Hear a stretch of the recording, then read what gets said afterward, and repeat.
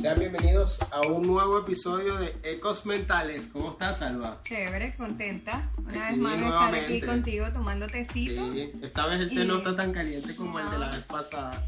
Pero siempre rico.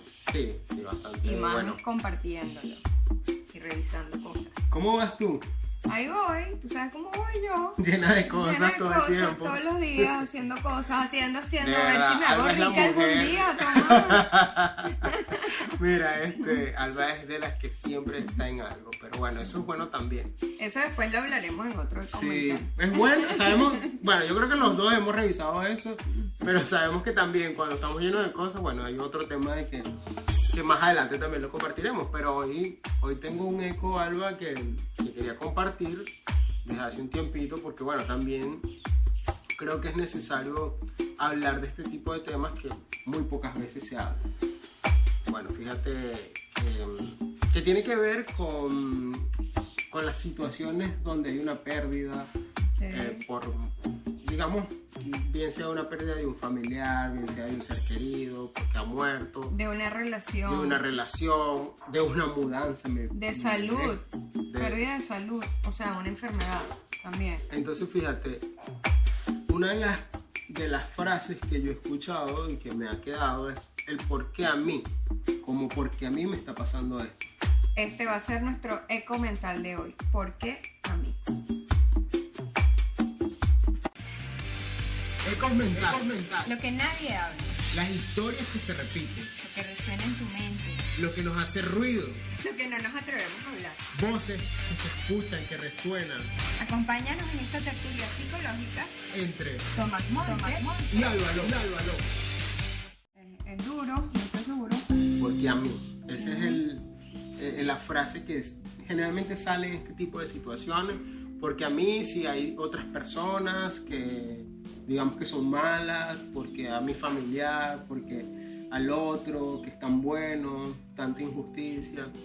Esa frase es algo muy frecuente, Tomás, escuchar este tipo de frases, sobre todo, como decías al principio, cuando existe una pérdida de un familiar, una pérdida de lo que sea, desde la pérdida de cosas materiales hasta, digamos, de personas, de afectos como tal, o separaciones, todo eso.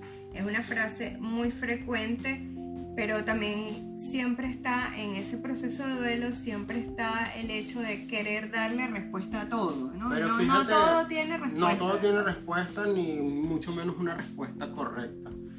Pero fíjate que otra cosa es que las personas en general a veces desconocemos el tema de duelo porque lo relacionamos solamente con la pérdida de un familiar o un ser querido que ha muerto, que ha fallecido. Siempre esa es nuestra asociación. Como bien tú lo decías, el duelo va desde una relación, desde la pérdida de una mascota. Es que padecemos duelo desde que nacemos. Desde que nacemos yo estoy perdiendo, por ejemplo, ese espacio donde como bebé me estoy formando. Ya cuando sacan el bebé de la barriga, ya Mi primer lloro, duelo, es el primer exacto. duelo, estoy dejando Me este sacaron de mi espacio. ambiente seguro. Claro. Y bueno, fíjate, necesitamos digamos, esas situaciones en algún momento, por así decirlo, para, bueno, comenzar en otro aspecto de nuestra vida, para tener otra experiencia. Y aunque quizás cuando hablamos de muerte propiamente o de la pérdida por muerte, quizás es muy duro de decir, bueno, es que esto va a ser algo que me va a enseñar. No es algo así, digamos, literal, pero que como persona nos forma también, nos forja. Pero también tenemos que ver qué es lo más probable que pase. Así como nacemos, también morimos. La muerte está allí. Ese es un tema también de ir como creando conciencia en qué es algo que va a ocurrir y cómo lo voy a afrontar. ¿Crees que debemos normalizar el tema de la muerte? Pues sí, yo sí creo, definitivamente. O sea, siempre La muerte tenemos- es lo más probable que pase. Una vez que vives también mueres, como el otro polo, ¿no? Pero también yo lo que veo a través de toda la historia de la vida, y siempre lo hablamos, es cómo el ser humano huye del dolor y de las sensaciones negativas. Y cada emoción debemos vivirla, identificarla, transitarla, comprenderla, para luego poder gestionarla. Entonces, también algo muy del ser humano es evitar entrar en el dolor. Es Sí. evitar, por supuesto que a nadie le gusta estar en dolor, pero hay que reconocer cómo es para nosotros como personas el miedo, la rabia, la tristeza, porque además son necesarias para, digamos, nosotros como personas y nuestra identidad, incluso la formación de nuestro yo. ¿Okay? Ok. Sí, ¿te gustaría que habláramos un poco más cuando realmente, digamos, estamos en la situación de la pérdida de un familiar? Bueno, yo diría que del duelo en general, o sea, y la pregunta que siempre ocurre, que tú lo decías, es ¿por qué a mí? Y debemos saber que en un duelo se transitan por varias etapas, por varias fases. Sí, ciertamente. ¿No? Dependiendo del autor, pero hay un autor muy conocido que plantea unas etapas específicas y que además también tenemos que verlas, algunas de ellas, por muy dolorosas que sean, como una especie de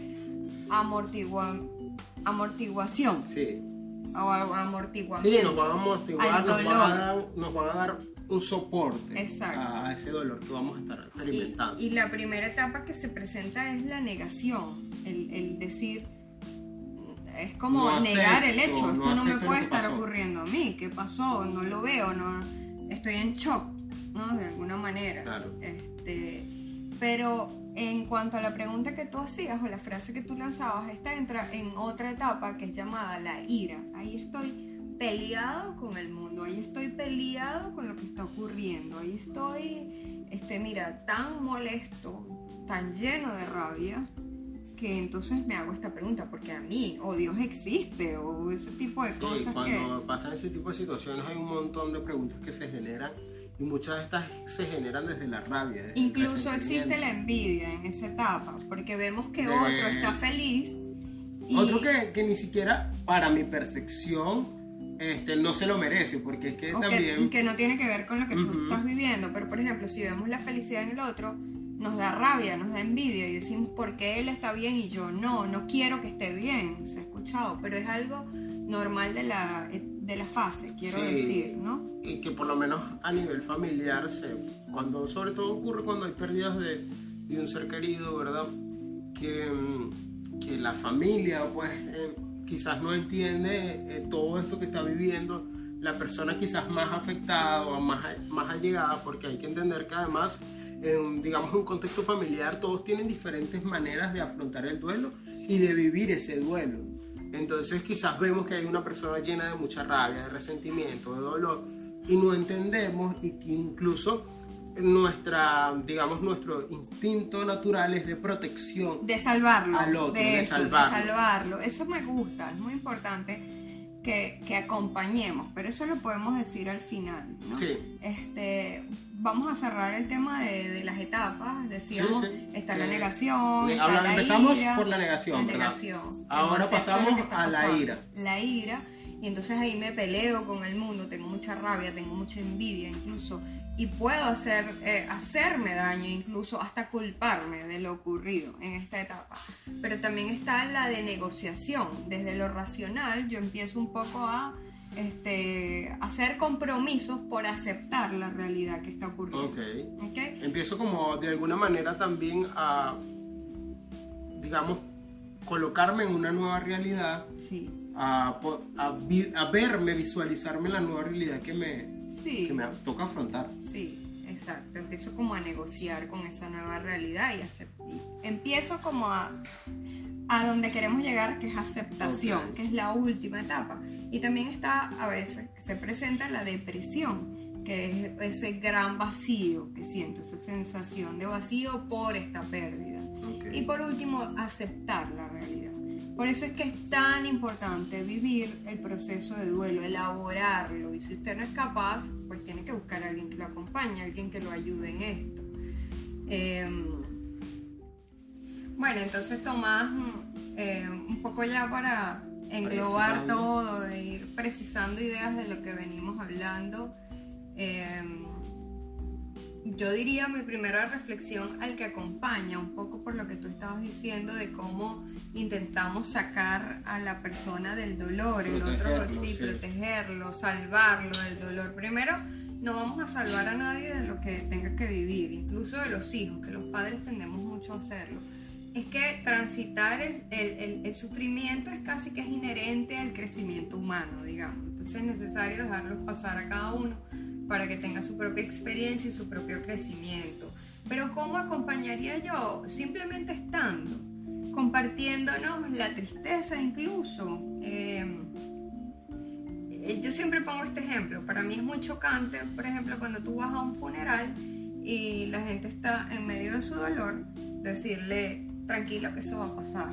Sí, entiendo. Bueno, pero o sea, sí va a pasar, pero duele. Pues, entendemos que a veces las personas no sabemos cómo manejar, cómo reaccionar o cómo incluso acompañar al otro. Precisamente por esto traemos este tema, porque no se trata de que tengas que decir las cosas ideales o las palabras perfectas. Simplemente aquí estoy. Aquí estoy, exacto. Aquí estoy. Aquí estoy, te acompaño sin juzgarte. Hay gente que no se permite llorar, Tomás, que no se permiten llorar porque voy a perder, no sé, porque yo tengo que permanecer fuerte. Sobre todo pasa en un contexto familiar